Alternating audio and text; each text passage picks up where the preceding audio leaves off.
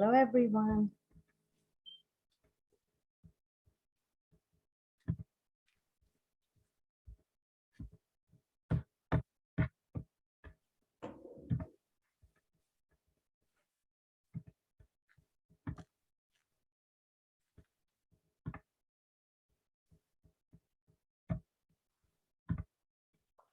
See some familiar names. I see Kaushik from Ventera or ex-Ventera.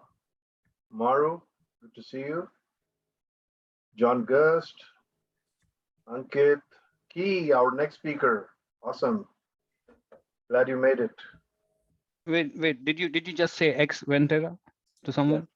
Yes. What were you trying to do? Like you were working for Ventera? That's what it was? Like I used why? to work. I used to work. I'm just pulling your leg, man.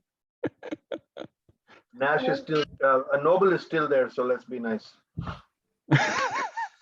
Oh, yes. Gotta laugh, right? That's right. All right, I'm going to introduce our speaker today, Noble Ackerson. Thank you so much for coming. He is a director at product management, and he leads the artificial intelligence and data science practice with Ventera, which when we had those days of going into the office was in Reston. Now, I guess Noble, like all of us, has his office wherever he chooses to. So thank you so much, everyone, for coming. I think we are at a reasonable size. Do we want to wait a little bit more, or are we good to start? We can have a coin toss to figure out whether wait or not, or we can ask Noble to tell us a PJ, and based on how much we laugh, we will decide. Is that okay, Noble? No, I'm just kidding. Sure. I have some dad jokes I can. All right, over to Noble now. Thank you so much. All right. I'm gonna do the customary sharing of the screen and ask if you can see my screen. Yes, we can. Thank you.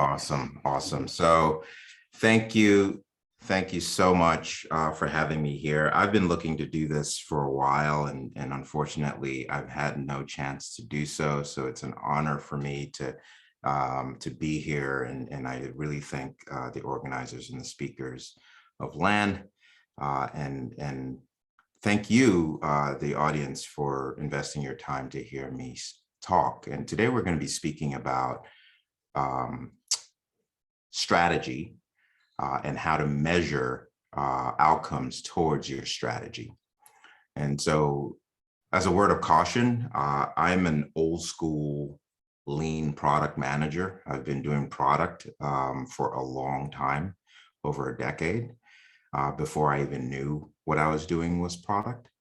I'm a recovering startup founder, so I bring in a little bit of the business, a little bit of the user, and of course, I started my career as a technical person, as a software engineer. So a lot of my worldview is sort of grounded in what LAN as an organization sort of breathes. And I apply the values of Agile in everything that I do. But a word of caution, as a lean product manager, as we all are, I would say I'm obsessively focused on outcomes. And so based on my background and worldview, I come with my own biases and assumptions. So I may say some things that may be contrary to the canonical thinking in our day-to-day when as Agilists. So with no apologies, because it's opinions and I have the mic, so I get to exert those opinions. And that said, I hope you pull any useful threads from this talk and apply it to your day-to-day in a way that makes a positive impact to your customers. And if there are any questions, there'll be a space for that. I'll try to leave enough time for any Q&A. Let's get started. Today, we're going to cover 3 areas that, is critical to any successful business, any successful product in a way that we want to measure, in a way that we want to sort of move towards outcomes that land, a product that lands with the user or our customers. So we're going to cover strategy, data, information, and insights, the distinction of those, and how that maps towards the behaviors of our users and the outcomes that we then use as health checks of sorts towards our strategy and how we're tracking towards our mission or vision. As you would expect, we can't talk about a subject without setting a baseline. So the definition that I like most is quite simple. It's just product strategy defines how our product achieves its goals and how that supports the business. And it's visualized through a roadmap. And I'll get into that a little bit more. But then what are outcomes?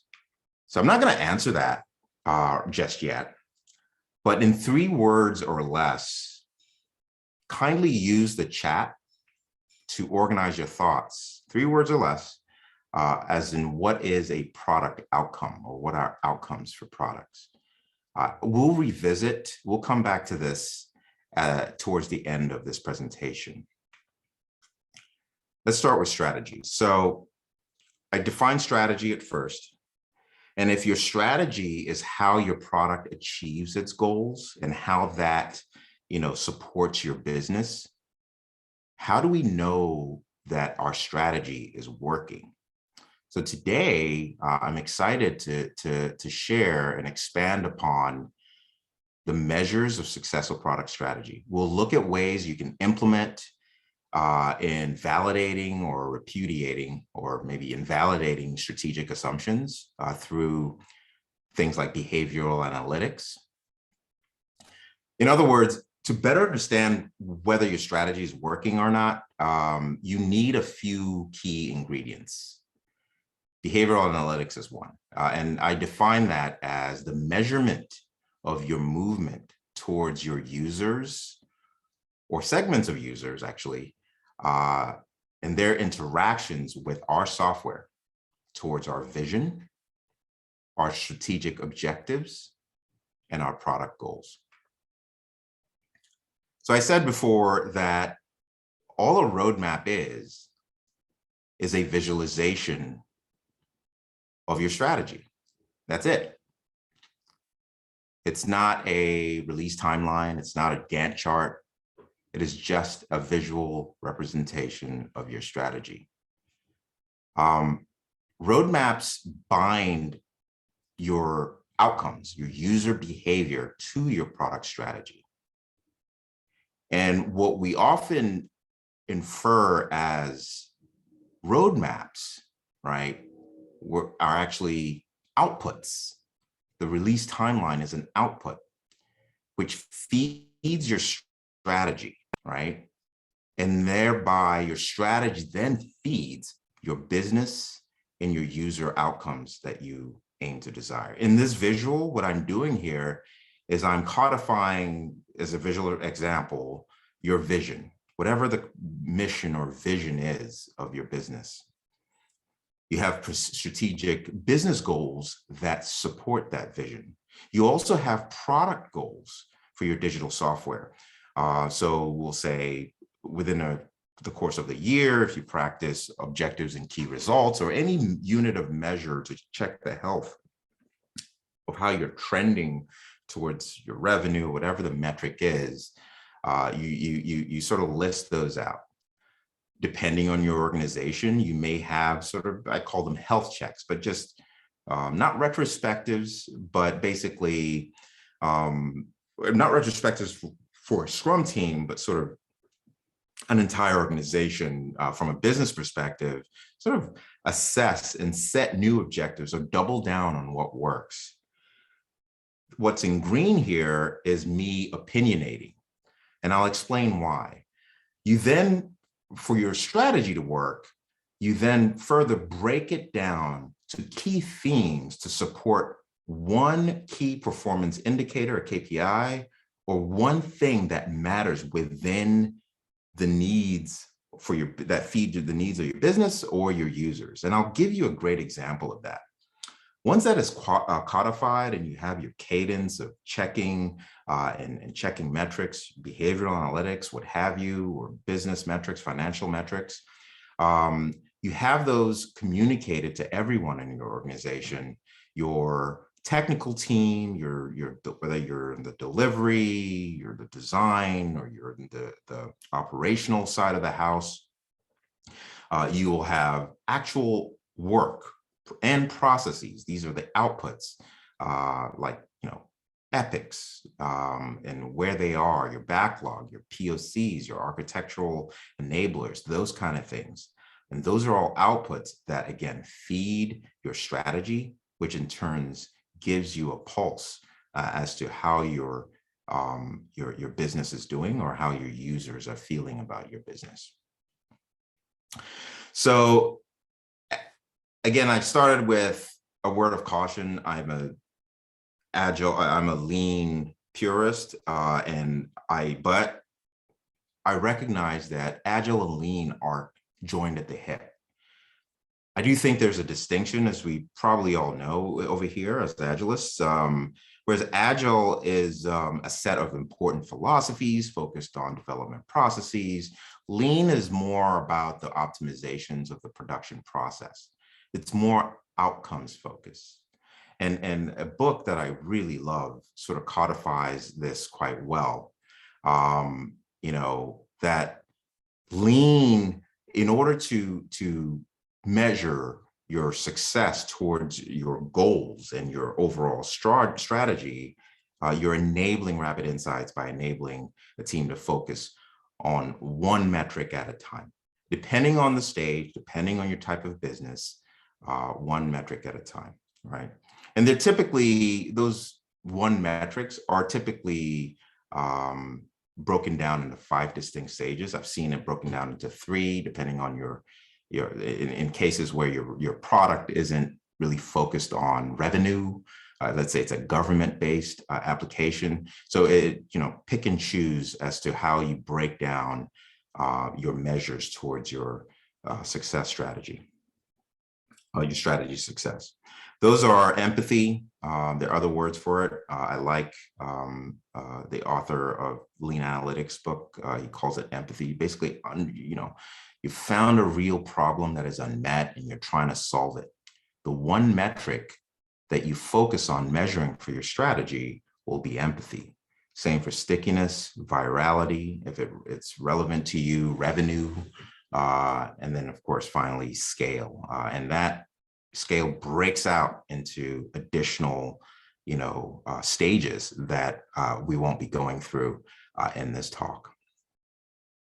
Normally, when I say one metric that matters, I'm either met with a bunch of eye rolls in the room, or I get questions like, "What do you mean one metrics? My app is super complex, and I work in the enterprise, and you're talking about something for..." Doesn't matter. Whatever. One metric that matters for a specific business or user need that moves the needle towards your strategy or your desired outcomes, right? So measuring outcomes towards your strategy is understanding how to use analytics in an evidence-based way. That knowing what to measure, when, how often, why you're measuring it, and how to measure, like the tools that you're using. So you're probably listening to me, but staring at a looping animation of a car backing up. So I'll give that some context. When you're driving a car, there's so many signals to focus on. We're plagued by a litany of critical information, important information, when we're low on gas, when we need to take a break, when we are braking rather, when there's a light fluid change that needs to happen. But when we are looking to back up our car, our vehicle, what is the one metric that matters? The distance from the object behind you. So you don't hit it, right? or the thing behind you, the car, what have you. So I'm not saying that the battery light indicator, the speedometer, oil pressure metrics don't matter. I'm saying manage them by exception.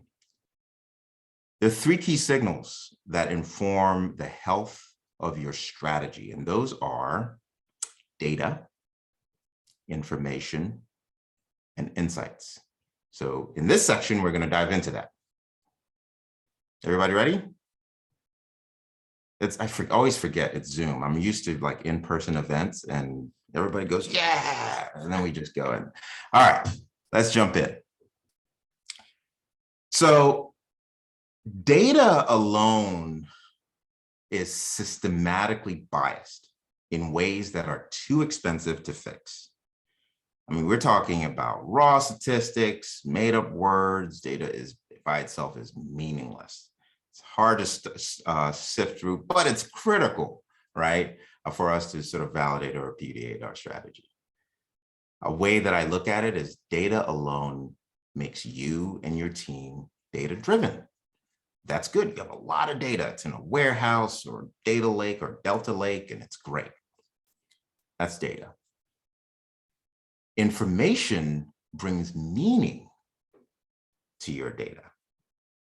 Another way to say that is information makes you and your team more data informed, right? We're taking the raw, just unstructured mess, we're just making sense out of it, in a way that a human can understand what it means, not a CSV file, for example.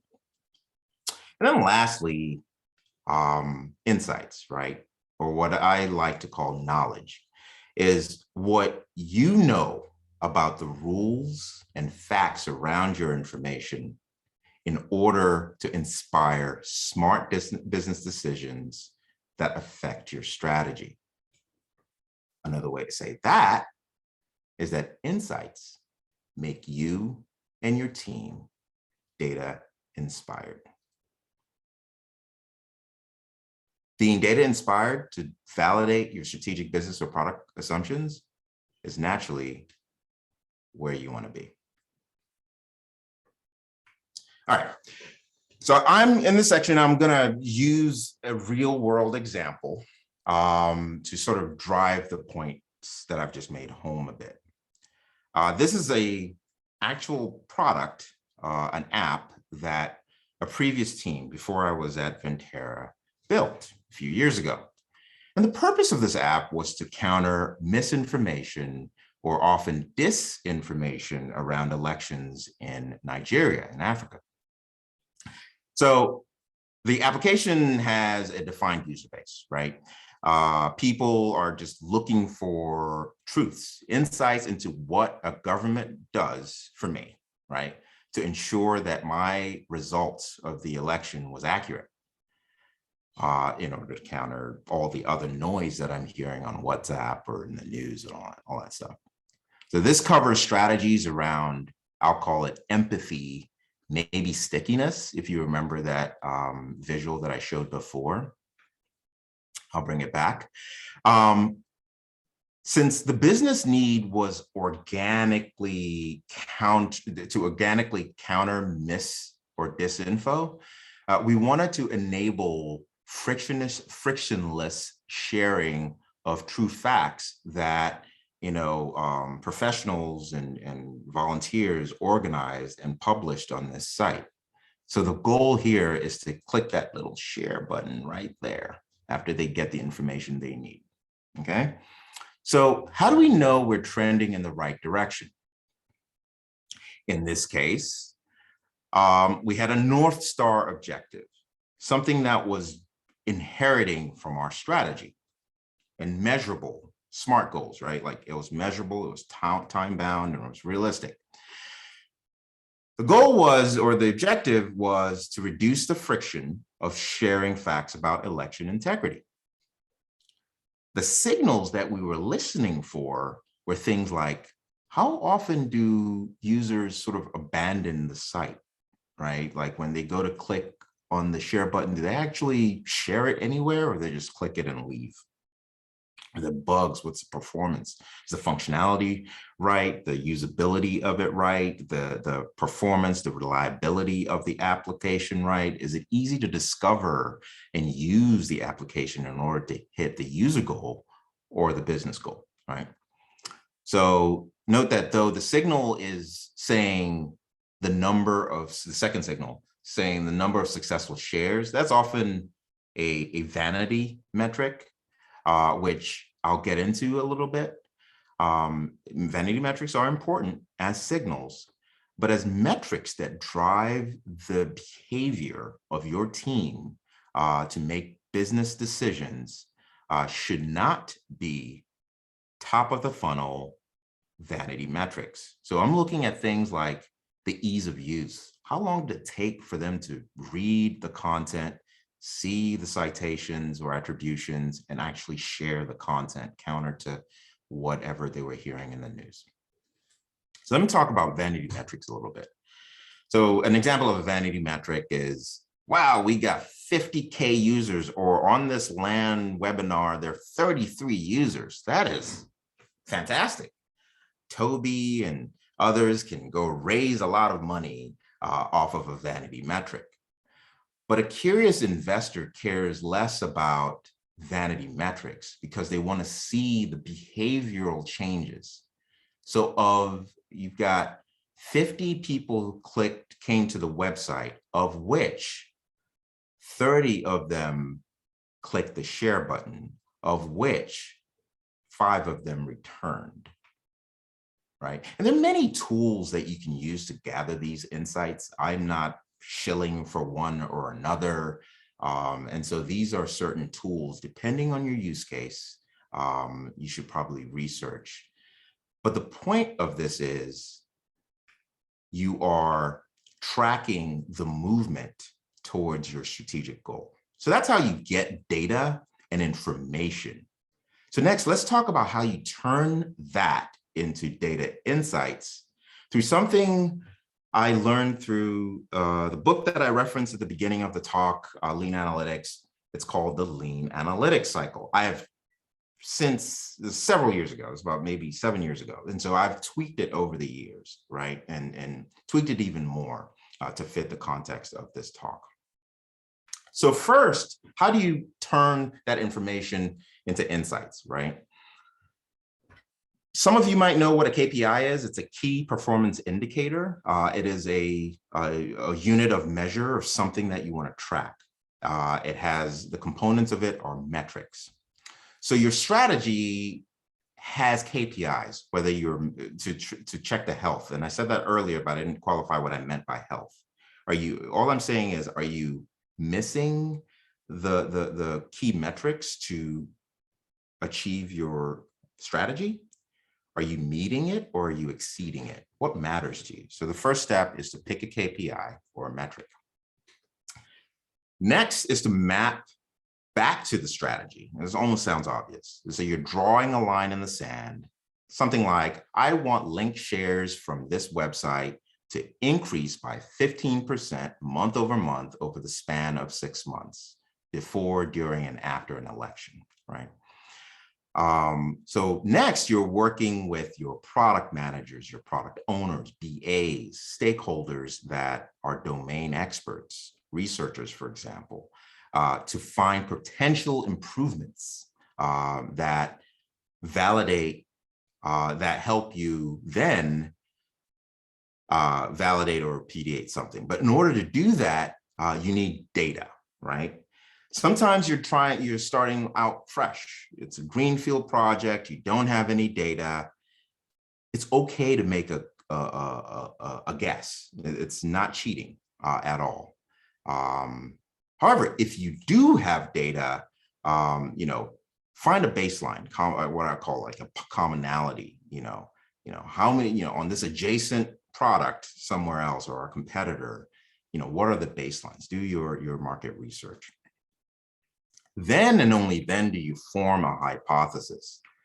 You then make changes to your systems in production, depending on how your technical team and architecture is set up. You design your tests, excuse me.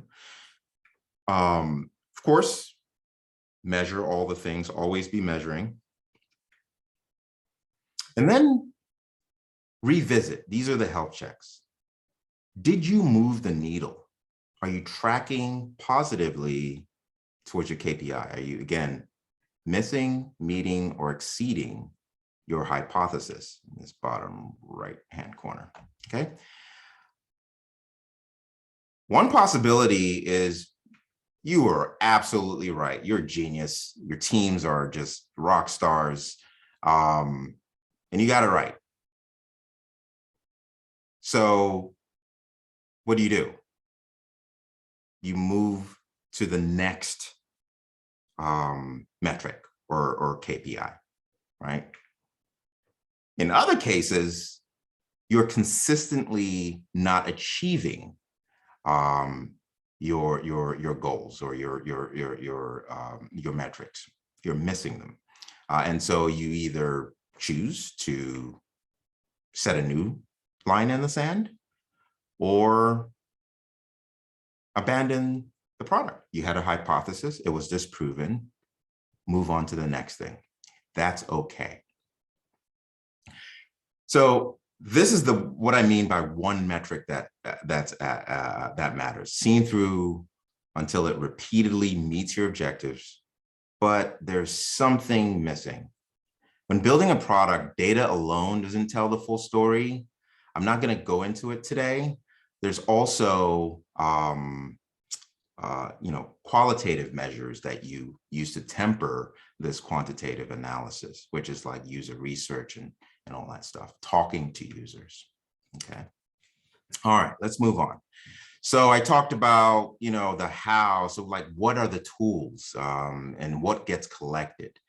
This is an actual, this is ancient. When I put this talk together the first time, I took this screenshot and it's not accurate by any means. But as long as your team, you choose a tool that meets, your team's needs. I don't really care about shiny object syndrome. I'm using something called HEAP. I used it in one context, and I came and worked for the federal government where I currently work, and that was not on the FedRAMP or whatever, and so I used another tool. I still was able to achieve my goals. But what information is actually gathered? Top of the funnel, you get, as you can see here, you can get like page views, but then right underneath that, you see the social posts where you can just wire, we got 50 page views, of which 20 click the social post tab, of which 2 were Twitter links. And then you can sort of map that to another tool in order to tell how many activities or re-engagements you got on that platform to counter misinformation in our example. So again, 5 principles to make an actionable metrics. They have to be simple to understand, comparative. They have to be a ratio or a rate. Miles per hour, for example, is more useful than miles when it comes to speed. And then ultimately, behavioral changing. And frankly, I want to restate what I said before. Metrics by themselves don't tell the full story when you're looking for how to map your product strategy to measurable product outcomes. And so you leverage all the signals that are available to you. These are the core things that you remember, hopefully, from this talk. And so at the beginning of this talk, I promised that, we'll get into outcomes. And I asked folks to tell me in 3 or less words what you think outcomes are. So I'm going to take a quick break here and take a caffeine break. And I'm going to call out not all of them, but some of them. All right, so let's see. Outcomes are measurable results. Great answer. Facts or measures, after the facts or measures of product performance. Okay. The value added by the product. These are all great. These are all great. I actually, and I think this is super relevant, I actually did a lot of research for this talk, more because I'm just like everyone here. I'm a continuous learner, right? So I wanted to sort of learn new things about this craft. And in some of, when I was sort of researching, I learned something new, that there's a new movement. Maybe it's old to this crowd, but I learned a new movement called Agile 2 that takes the lessons and the drawbacks from what we know and love about Agile into Agile 2.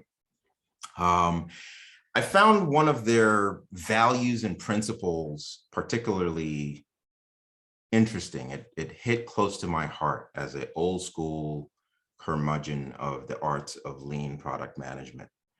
And the second value that they listed, quoted, I'm quoting here, working software is the output of a programmed task. Outcomes, however, are how working software land. Oh, that's not what they said, but I'm going to idealize a little bit.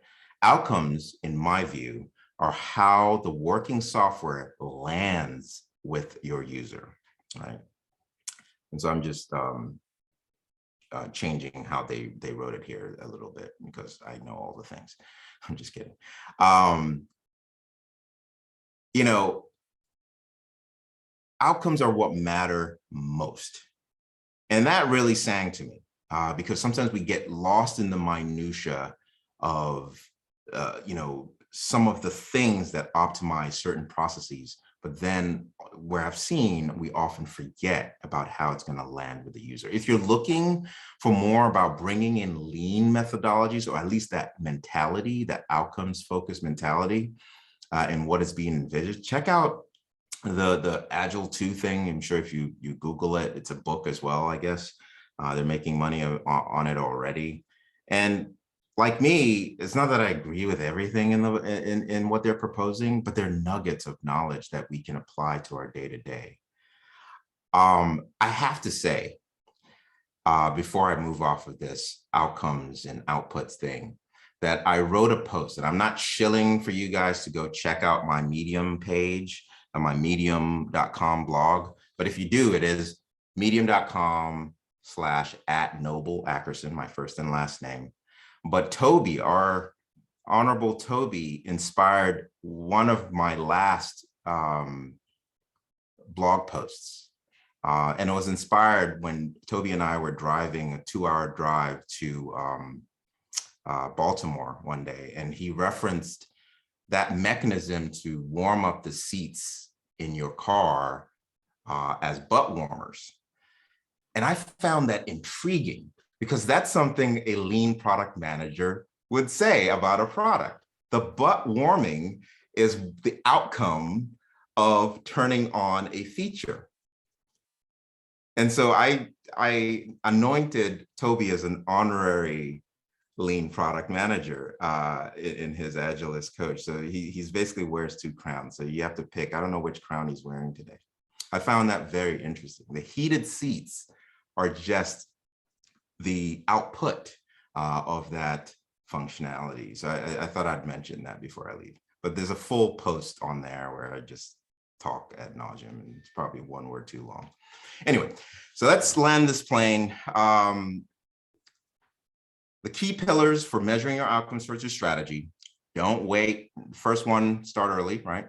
Don't wait to figure out the outcomes and measures for your strategy right before launch or right after launch. You've got to start. And you've got to start with other people. It has to be cross-functional. Work collaboratively with other teams because often you might get some additional insights based on the data that may benefit other people on your team. Keep it simple is my next key pillar. You know, after the Super Bowl next week, I think the Rams are playing or something. I've not been following. You can probably easily figure out who won. Whereas I need a pen and paper to track my golf scores, and I'm a terrible golfer. I should not golf. Anyway, the next one is one metric, right? It's counter to the way we think, traditionally in traditional software, but it's a lean approach. One metrics that matters, and I hope I've convinced you to consider that in your day to day. And then finally, the right metric, because if it's the wrong metric, the one wrong metric, you're steering yourself wrong, and you'll waste a lot of cycles and money and people's time. So lean on the middle to the bottom of the funnel, not vanity metrics. If the metric does not validate or invalidate the movement towards your strategic goal, it is a bad metric. All right. I will leave you with one more quote. I'm a big Star Wars fan, y'all, and I was watching something on Disney Plus. It's called Book of Boba Fett. And it's like a thing. If you're a Star Wars fan, just give me a thumbs up in the chat. And this was just yesterday. It comes out every Wednesday, and I was listening to it, and Boba Fett said something. This is not what he said. Again, I'm just idealizing. He said the original quote was something like, persistence without insights will lead you to the same outcome. And he was talking about the Sith or the Jedi or some crazy thing. So I tweaked it a bit and I'm going to just say, leave you with the outputs without user insights will leave you to the same outcome. You will not grow, right? You will not make changes. You will not move the needle towards your strategy. So always seek insights.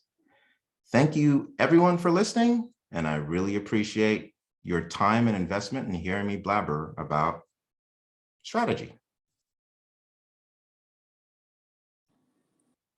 Thank you, Noble. I don't see any specific questions here, but I think it's a good time for have Q&A. If anyone wants to talk or post some comments in the chat window, we can able to have a conversation. Alternately, we can also let you speak if you raise your hand, to have more interactive collaboration.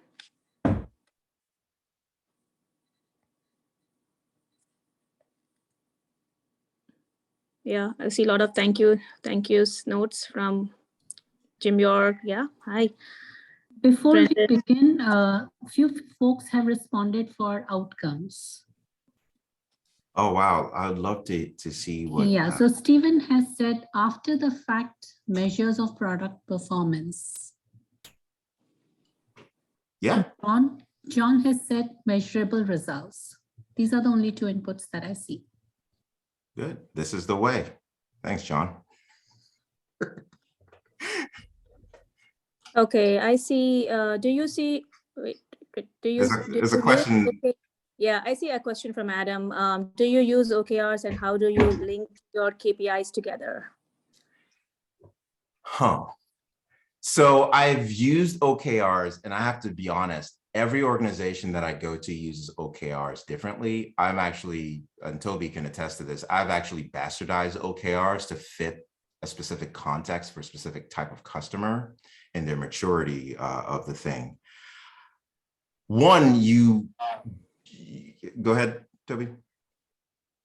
I thought you said something. Yeah, I think the question can be simply answered as, if you look at your objectives and the canonical definition of objectives, and they are indeed measurable, your KRs, your key results, are just how you're going to get to those objectives. So in a weird way, your key performance indicators, your metrics, whatever units of measure are driving your key results. You don't want to wait until 3 months in to learn that an idea did not work. And so I would use OKRs as a guide, then implement it. And if your organization likes to implement it strict too, I've seen it work, I've seen it fail. So I can't really tell you, but I hope that non-answer helps you. Sure. There's another question from Natalia.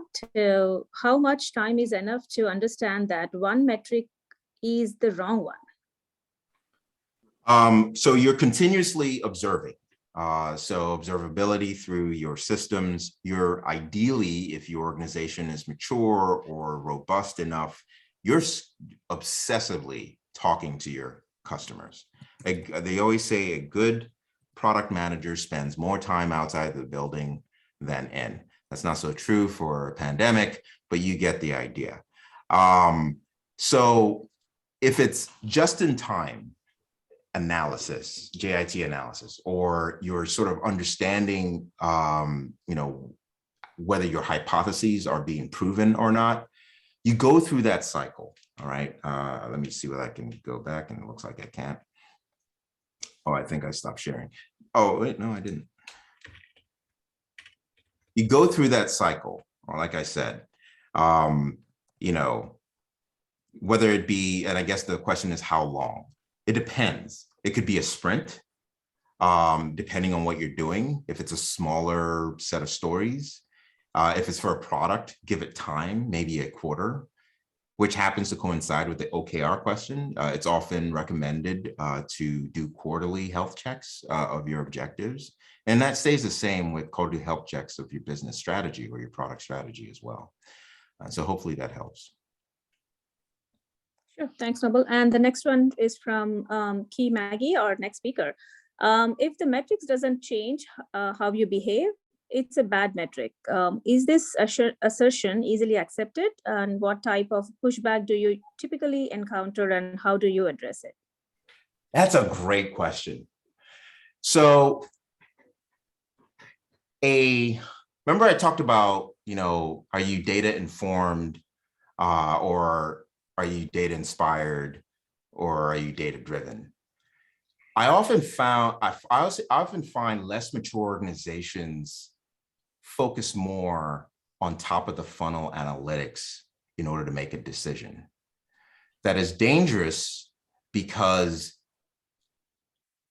just knowing how many people clicked a button may not tell you whether the button led them to their goal. And I'm just oversimplifying with the button, right? Because it's an easy analogy. Whether it led them to their goal or led them wrong. I'll give you a better example. I'll stick with the button thing.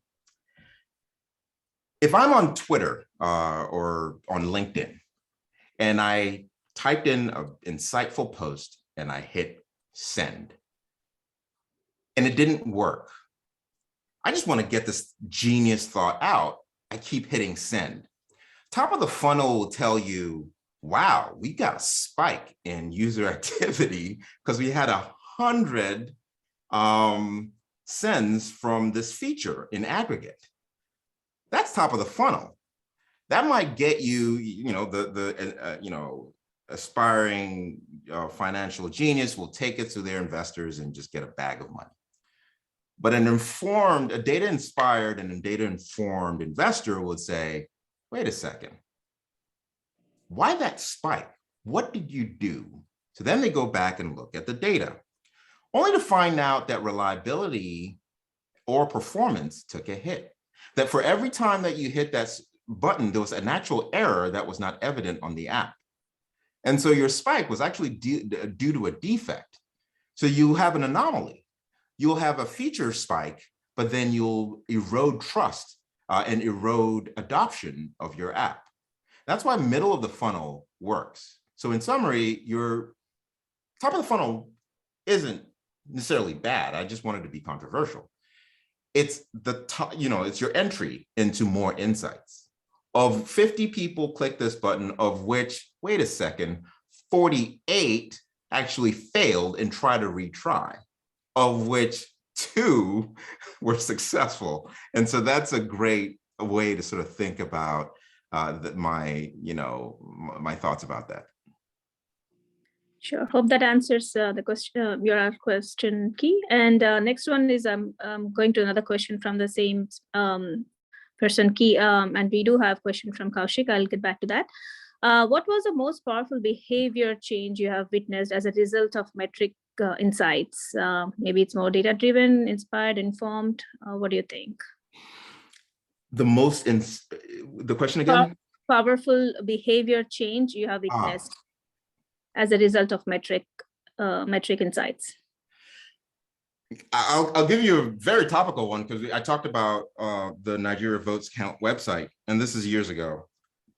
So it's certainly been fixed. We launched this website.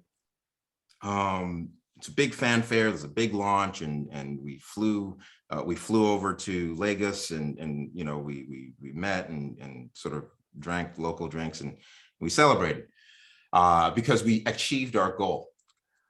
People were clicking on the share button. They were sharing it.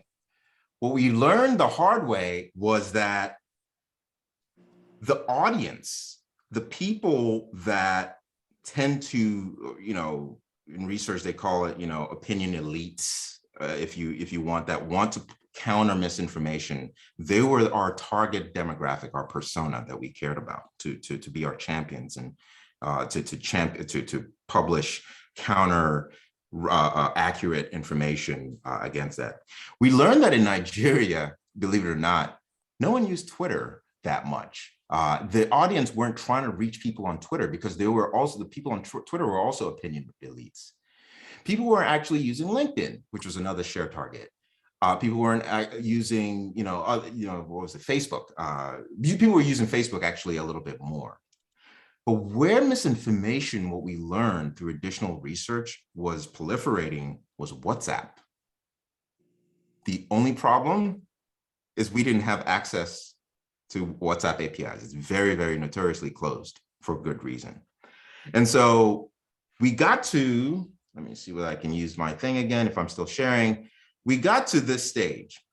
Did we move the needle? We were getting a lot of hits, but the hits were optimized by the press that we were getting.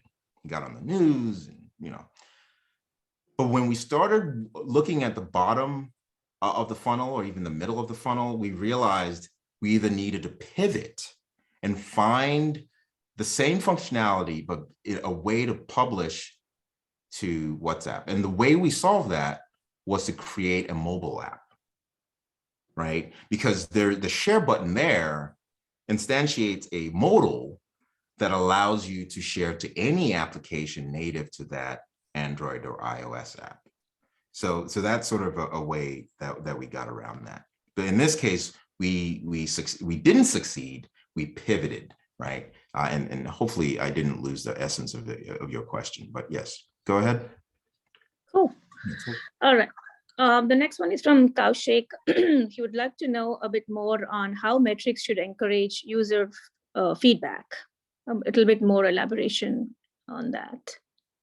How metrics encourages user feedback. Yeah.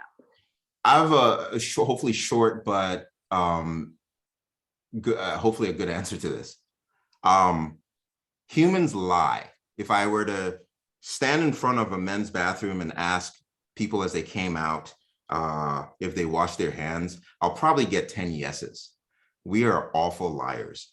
That is to say that I'm not diminishing user feedback. User feedback, qualitative insights are brilliant signals. They tell us what people are doing. Quantitative metrics give you the full picture. They give you a bit of the what, and they give you a little bit of the why. So if I had a tracker of sorts, and no optical tracker, we don't want to be creeps, on the whatever you use to turn the tap on, I'm blanking right now, I would be able to look at that data, temper that with what people are saying in order to get to the ground truth. So how do metrics feed user feedback? It goes both ways. It either validates what a user is saying, or sometimes in the forward sort of thinking, if people ask me if I wanted a faster thing, they would get a faster horse. I can't remember how it goes. It actually it helps you predict new insights, or gives you new ideas to solve or test new hypotheses once you go through this cycle again. So hopefully that answers your question. Great. There's another question follow-up from Kaushik. So when you say one metric, is it drilling deep into the job to be done for the product down to the point where you are being specifically focusing on one that on that one nugget that makes the biggest impact? That's a hard, it's a situation. I'm going to go to my, I don't know, because I don't know most context. It could be from your prioritized list of assumptions or hypotheses, if I'm understanding the question correctly. Or it could be whatever the strategic plan is. And you can't tell the future. No one could, you could have built something, outdoor theme park, and then the pandemic hit. And so I guess the lesson there is to, quickly run through these cycles and either pivot, persevere, or move on to the next metric. Sure. All right, we'll take 2 more questions. We have Toby asking, what should product managers and owners be most focused on during an agile transformation? Good Lord, Toby. I even said if time permits. Okay. If not, I can. Can I be flat out honest?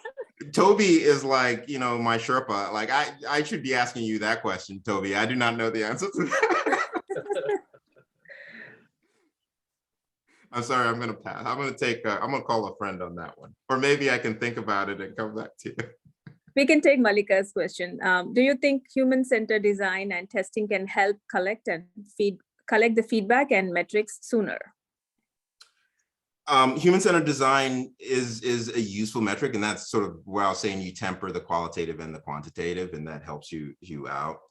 But let's quickly drill into what I think you might mean by human-centered design for other people in this context of validating your product outcomes for your strategy. As you get to this stage, right, bottom right-hand corner, in order to design your test, you need a couple ingredients, right? You need to understand, if you have the data or whether you don't have the data, and how the quality of the data that you do have, if you have it. You need to also understand the market and your users' needs thoroughly. You need to then define and prioritize. You can't solve all the problems all at once. What is the one that takes the biggest impact? I think somebody mentioned that before, right? Once you define it, once you decide, you define it, you go through your typical Agile process in order to groom it and write the right stories and all that stuff. You then rapidly prototype. This is what I mean by quick cycles of iteration of learning, testing, sort of building, measuring, learning, and testing. Oh, I'm sorry, I got it backwards. Building, publishing, measuring, learning what you've measured, and then going back and sort of either pivoting or rolling that up into your success category or your we need a new line in the sand category. And so that's what I think, at least in this context, where human-centered design and testing can help through that cycles. There are frameworks galore. I'm not the best person to speak on that authentically. There are other HCD practitioners way smarter than I am to get into the weeds as to how. So I think that's all for the question answer sessions. This was really great, Noble. Everybody is appreciating how insightful and helpful the topic is. And I really love the collaboration and the discussion we have with the folks joined here. So thank you so much. And before we leave, I would like to address the next topic in the month of March. It's on March 10th, Thursday. So we're going to have Dr. 𝐾𝐜. She's in the call here. Hey, Maggie. Hey. So we have her coming into the next month session about do organizations kill teams?